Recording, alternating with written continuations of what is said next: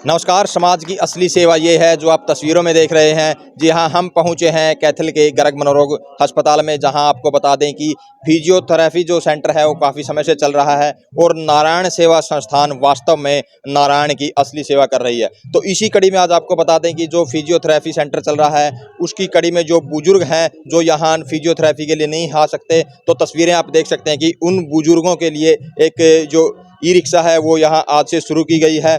तो डॉक्टर साहब से बातचीत करेंगे। तो तस्वीरें आप देख भी सकते हैं किस तरह से रिबन काटकर इस ई रिक्शा का शुभारंभ किया गया है और बुजुर्ग को जो घर से आ जा नहीं सकते वो अब आसानी से इस ई रिक्शा में आ जाकर यहाँ फिजियोथेरेपी है वो करवा सकते हैं। तो डॉक्टर साहब से बातचीत भी करेंगे। तो तस्वीरें फिलहाल आप देख सकते हैं किस तरह से बुजुर्गों के लिए जो ई रिक्शा शुरू की गई है नारायण सेवा संस्थान द्वारा, उस ई रिक्शा का आज शुभारंभ किया जा रहा है और हेल्प है बुजुर्गों की वो की जा रही है। तो जो शाखा प्रबंधक हैं डॉक्टर विवेक गर्ग वो भी मौजूद हैं, तो उनसे भी जानेंगे कि नारायण सेवा संस्थान जिस तरह से हर बार कुछ न कुछ नया जो इनिशिएटिव लेकर आता है मानव समाज की यानी मानव सेवा को लेकर, आज उसी कड़ी में जो ये ई रिक्शा चलाई है इसको लेकर क्या कुछ उनका कहना है। लेकिन फिलहाल बातचीत करेंगे कि आज के प्रोग्राम को लेकर जो ई रिक्शा शुरू की गई है इसका क्या कुछ महत्व है, इसके लिए क्या कुछ कहना चाहेंगे। तो आइए बातचीत कर लेते हैं। नमस्कार। नमस्कार, आपका नाम बताइए सर। मैं डॉक्टर पवन सिंह आनिया। जी, तो क्या कहोगे जैसे फिजियोथेरेपी जो बुजुर्ग हैं वो नहीं आ जा सकते, नारायण सेवा संस्थान ने उनके लिए ई रिक्शा की शुरुआत कर दी गई है। बहुत बढ़िया स्टेप है। नारायण सेवा संस्थान वाले बहुत सालों से बहुत बढ़िया समाज सेवा का काम कर रहे हैं, तो ये एक नया स्टेप दिया है इन्होंने।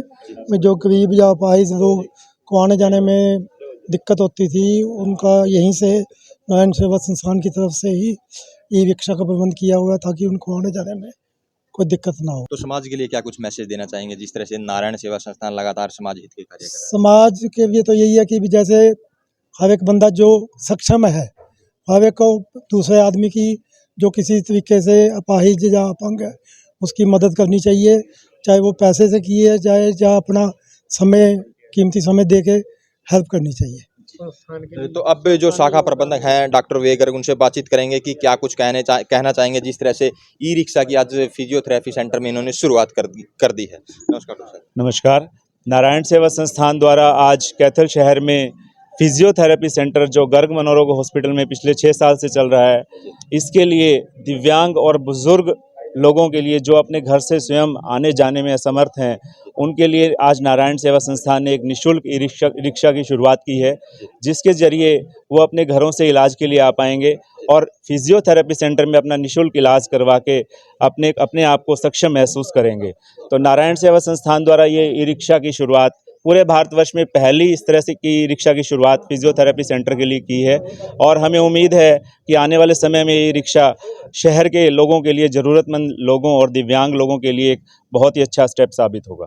तो सर इसकी जो ई रिक्शा की सेवा कैथल में मिलेगी या कहाँ तक, कितने किलोमीटर? अभी तो हमने कैथल के शहर के लिए शुरुआत की है, ये हमारी पहली ई रिक्शा है। जैसे जैसे हम इसमें कामयाब होंगे तो हमें उम्मीद है कि और भी रिक्शाएं हमें लेनी पड़ेगी और ज़्यादा से ज़्यादा हम इस सेवा को आगे बढ़ाएंगे। जैसा कि मैं आप सभी को बता दूं कि नारायण सेवा संस्थान द्वारा हनुमान वाटिका के सामने एक नारायण सेवा केंद्र का भी निर्माण किया जा रहा है।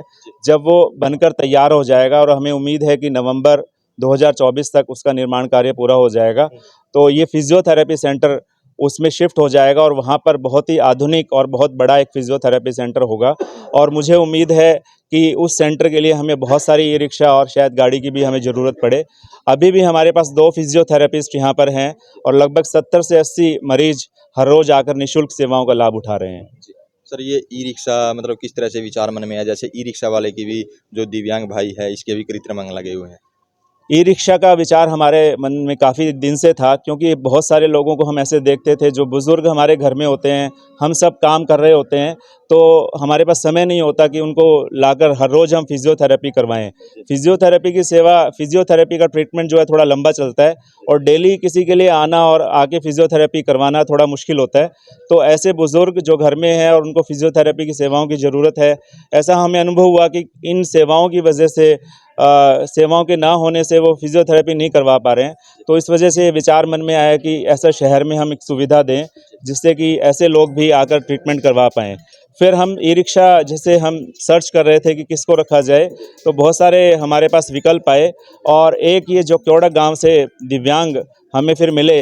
नारायण सेवा संस्थान द्वारा 3 साल पहले इनको कृत्रिम पैर लगाया गया था।